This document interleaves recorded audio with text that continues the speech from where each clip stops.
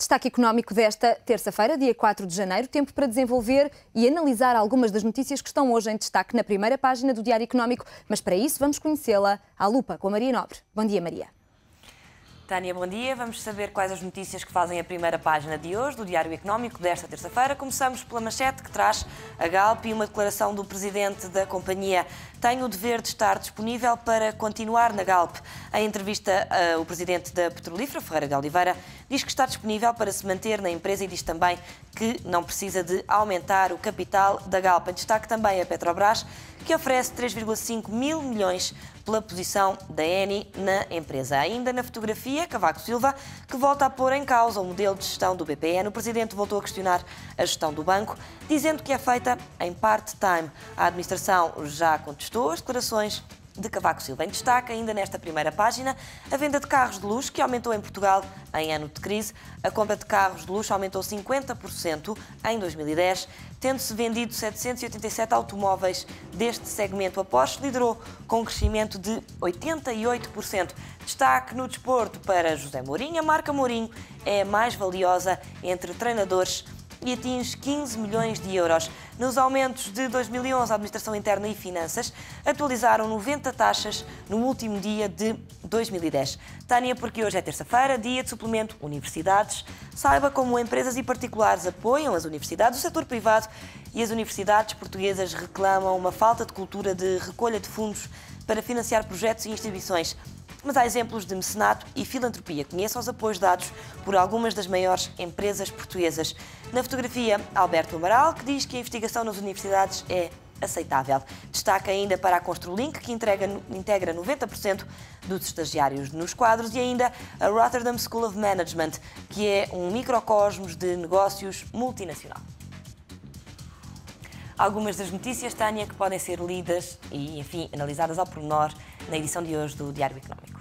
Obrigada, Maria. São naturalmente algumas notícias que vamos aqui desenvolver. Uma delas na manchete do Diário Económico desta terça-feira. O caso BPN, que continua a marcar a agenda da campanha eleitoral. O candidato Cavaco Silva voltou a pôr em causa o modelo de gestão do banco e chegou mesmo a afirmar que é feita em part-time. De visita à Madeira, no âmbito das presidenciais, do próximo dia 23 de janeiro, o Presidente da República fez uma comparação com o que aconteceu com bancos ingleses e até mencionou os irlandeses, que sofreram prejuízos gigantescos e que depois foram geridos por administrações altamente profissionais e independentes. Cavaco frisou que o modelo em Portugal foi diferente porque, diz, são gestores em part-time. O candidato reiterou que o conselho deixado no debate com Manuel Alegre de que se consulte Horta Osório, CEO indigitado do Lloyds, para recuperar o BPN. Ainda ontem, fonte oficial do BPN reagiu e lembrou que a administração do banco é composta por 7 elementos, sendo que 4 estão em regime de exclusividade. Francisco Bandeira, presidente do Conselho de Administração do BPN, vai ser ouvido na próxima sexta-feira, dia 7 de janeiro, no Parlamento, na Comissão de Orçamento e Finanças. O caso BPN tem sido um dos temas mais quentes entre os candidatos presidenciais, isto depois de, no final de dezembro, a administração do banco ter feito um pedido de injeção de capital do Estado no valor de 500 milhões de euros. Desde essa altura, os vários partidos da oposição têm solicitado esclarecimentos sobre a atual situação do banco e, nesse sentido, foram pedidas audiências. Da lista para serem ouvidos fazem ainda parte Faria de Oliveira, presidente da Caixa Geral de Depósitos, gestora do BPN desde a nacionalização, Carlos Costa, governador do Banco de Portugal, e o ministro Teixeira dos Santos, o responsável pela pasta das Finanças, já mostrou disponibilidade para uma audiência no próximo dia 11 de janeiro. É convidado deste destaque económico António Albuquerque, é editor do Diário Económico. Muito bom dia, António. Bom dia. Antes de mais, vamos começar por analisar esta questão de Cavaco Silva ter criticado o modelo de gestão do BPN e o ter acusado de ser um modelo de gestão em part-time. O que é que isto significa? Antes, permite-me dizer que, ao contrário de que às vezes até o próprio, agora candidato à presidência da República, costuma fazer passar, ou querer fazer passar, que é está um bocadinho distante dos políticos e da ação política, um pouco a pairar por cima dos políticos. Nada disso se está a verificar e, de facto, é um grande político e com esta declaração ele demonstra que realmente é uma pessoa que anda aqui já há muitos anos e que consegue, através de certas afirmações, demonstrar a sua grande capacidade política. E isto porquê?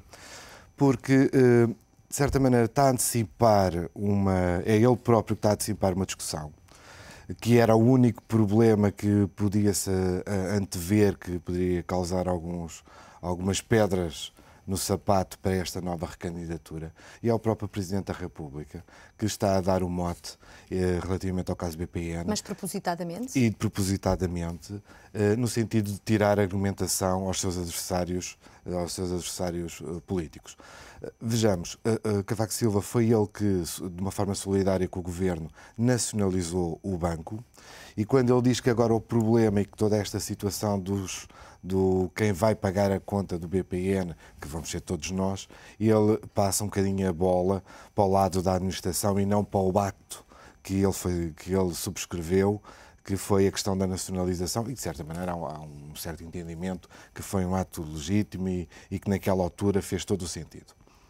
E perguntar-te especificamente sobre esta questão do que é que significam os gestores em part-time. Pois, aí foi uma forma muito hábil do candidato à presidência da República de demonstrar que toda esta situação, e ao fim de 2 anos ainda não temos o caso resolvido, prende-se não com a nacionalização pura e dura, mas sim com a gestão e com a ação política que está a ser feita no caso do BPN, porque a gente não pode esquecer que quem está a gerir o BPN é a Caixa Geral de Depósitos, mas a Caixa Geral de Depósitos é um banco do Estado, portanto estamos a falar do Mas temos governo. aqui gestores partilhados, temos gestores que trabalham ao mesmo tempo na Caixa Geral de Depósitos e ao mesmo tempo no BPN, com que prejuízo? Pois, eu percebo o argumento também do BPN, mas não nos podemos esquecer que os administradores que efetivamente mandam são aqueles que estão partilhados.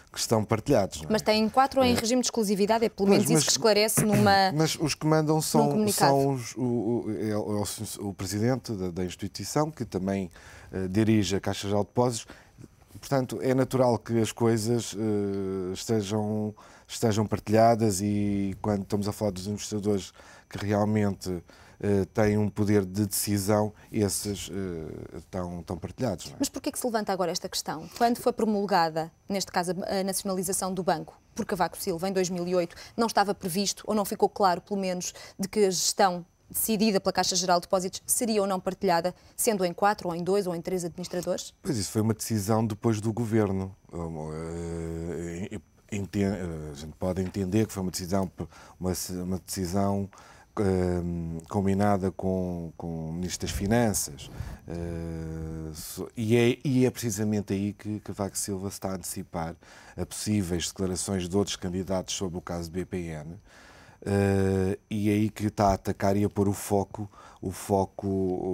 do problema, mas está a fazê-lo nesta altura, na pré-campanha, ou seja, ainda distante do caso 23, ou seja, vamos ter aqui o BPN mais 1 ou 2 semanas e não tarda nada. A acompanhar as presidenciais. Porque temos depois as audiências no Parlamento, o Ministro das Finanças está disponível no dia 11 e depois o caso é capaz de morrer e já ninguém quer puxar pelo caso do BPN. António, as reações, naturalmente, a estas declarações de Cavaco Silva na Madeira não tardaram, em especial por parte dos candidatos que também concorrem a Belém, neste caso, e houve aqui algumas críticas que foram feitas a Cavaco Silva, alguns argumentos por parte, por exemplo, do candidato José Manuel Coelho, que questionou o facto de Cavaco criticar a gestão do BPN, por um lado, e depois manter os atuais administradores do banco na sua comissão de honra.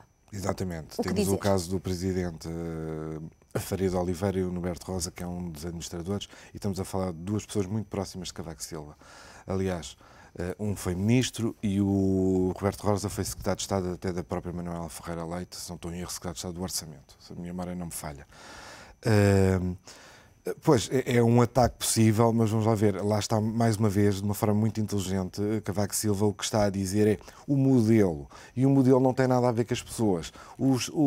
Podia-se ter decidido uma administração exclusivamente dedicada ao BPN, por isso é que ele dá a analogia do caso irlandês e do caso inglês. Portanto, não está aqui em causa as próprias pessoas, nem mais próximas, nem as outras. O que está em causa foi aqui uma decisão e que parte sempre aí do Governo e, neste caso, do Ministro das Finanças.